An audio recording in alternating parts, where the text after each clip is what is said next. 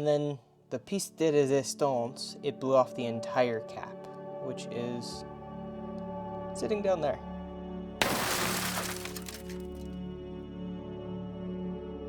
Hello everybody and welcome back. So, you guys saw in the last video that this guy is broken. So in case you guys missed the last video, my K40 Chinese laser cutter is pretty much dead at this point.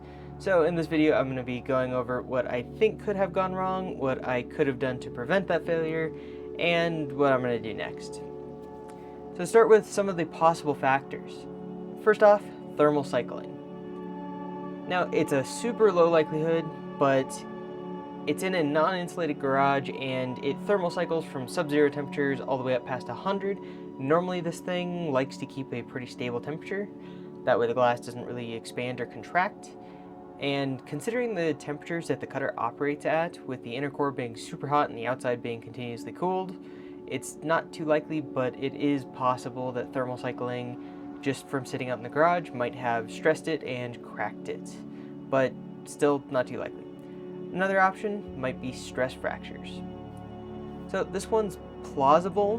When you work with glass, you have to get it up to a really high temperature, and I'm assuming this one was done using technical glass blowing and not a furnace, where essentially the whole thing is brought up to a medium heat, but the part being worked is brought up to high temperatures, so that way it can actually be worked. And if the glass is heated too unevenly, it can crack while being worked. If you don't crack it while you're working with it, you have to bring the glass back down to room temperature slowly. If it cools too quickly, it can crack and shatter, and I didn't notice any cracks when I first received the tube, but it's always possible that it could have had microfractures.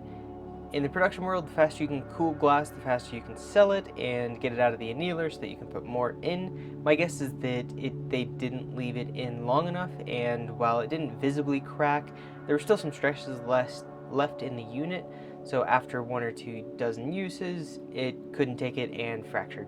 While this is a plausible option, I think the third is honestly the most likely. Water overpressure.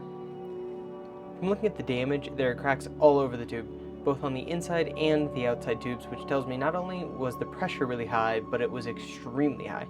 Since there were cracks on the inner tube and on both ends of the outer tube, I think the stress points were the parts that really fractured and gave way under high pressure. But what could have caused such a high pressure? Well, those little rubber tubes. They run through the bucket lid, they run through holes in the back of the frame, they run around inside the machine, so there are several points where they could have been kinked or crushed. And if the outflow line was pulled tight anywhere and caused the line to kink when I turned it on, well, the pump would have essentially pressurized the tube until either the glass gave way or the pump's maximum pressure was reached, and from the results, it looks like the tube lost that fight. So, a couple of possible solutions for avoiding this in the future, and if you guys have one of these lasers, for avoiding you guys doing this to your laser cutter as well. So with thermal cycling, honestly just keep it indoors or in some type of climate controlled area, a shop that's enclosed, something that doesn't heat up and cool down a ton every time you go open the garage door, stuff like that. That can help significantly.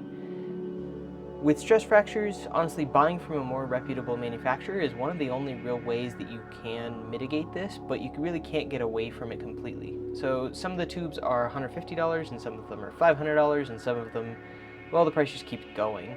But everything I've seen says there's really not a way to guarantee the glass is perfect without any holes or microfractures or anything else. And the difference in price is likely the annealing time that they take and the skill of the actual workers. And it doesn't mean they don't make mistakes or get an unlucky piece of glass, but you'll probably have better odds of getting a good tube if you go from a more reputable manufacturer. In regards to water pressure, realistically verify there's no kinked lines, there's always some slack in them, get longer ones if you need to, and one final really expensive but good option would be to go with something like solid tubing.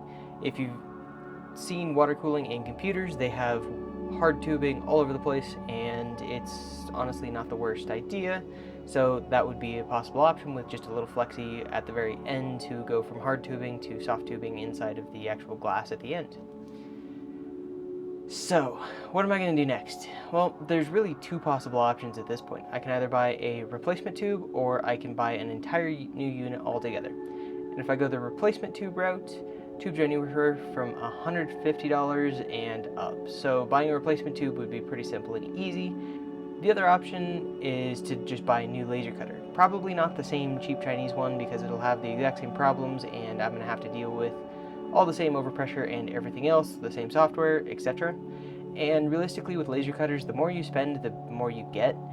There really isn't another type of laser cutter in this type of price range. There's the there's the $300 range, which are all these machines. There's the $1,500 range, and then you start just getting expensive from there. But there's really nothing in between the $1,500, $1,600, $1,700 all-in-one units and these little tiny cheap Chinese K40 units. So it costs almost 10 times to just replace this one versus buying a new one.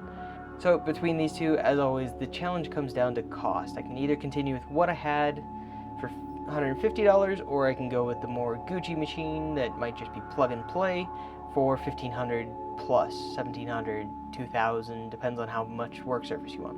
And I'll have to make that decision and put in an order online either way. Hopefully that happens before next week's video though.